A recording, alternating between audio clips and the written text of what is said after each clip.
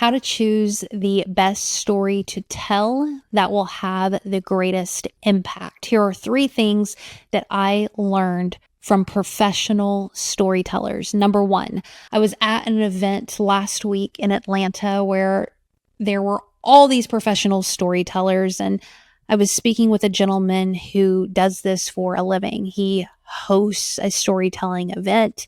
He just got back from a conference where some of the world's greatest storytellers were given all their secrets and their hacks.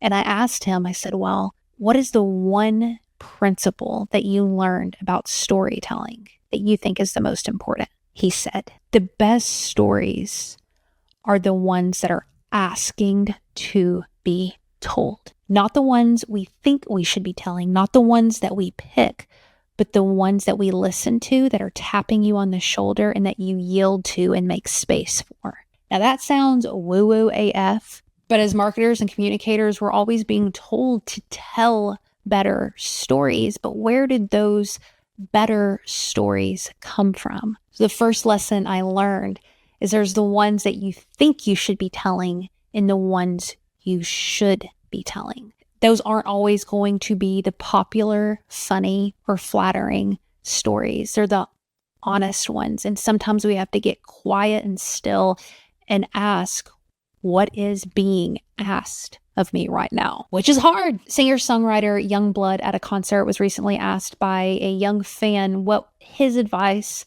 was to a young artist trying to get into the industry. And he said, the one thing I could say is the truth. Right? Completely tell the truth. Because each and every one of our version of the truth is individual. Right? And when we look for an artist, or when we look for a musician, or when we look for a song, or when we look for a piece of art, or when we look for a lover, we want the truth. We want the unfiltered truth because that makes us compatible. Whereas if I didn't want to say the truth, or if I was afraid, then I would have never found you. So this leads me to point number 2. Worry more about being honest than being understood.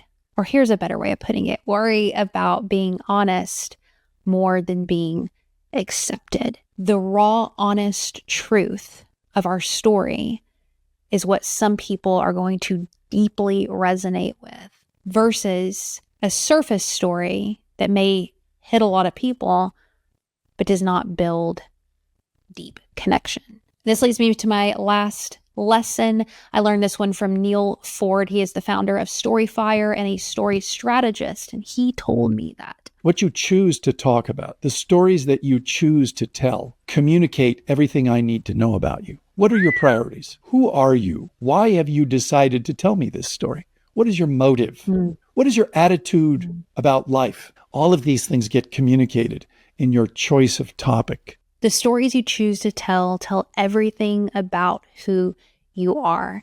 It is that serious. Often we look to trends in AI to determine what we should be talking about versus turning inward and making a decision about what really resonates with you, your brand, and choosing to share that. So is there a story that's tapping you on the shoulder that needs to be told? Are you telling the honest truth about it? Maybe it's not the most pretty, but it is the most helpful, and it tells us everything we need to know about you as a storyteller. That was so deep AF. If you're watching on YouTube, please comment down below and let me know which of these 3 you struggle with the most. I'd say all 3 for me.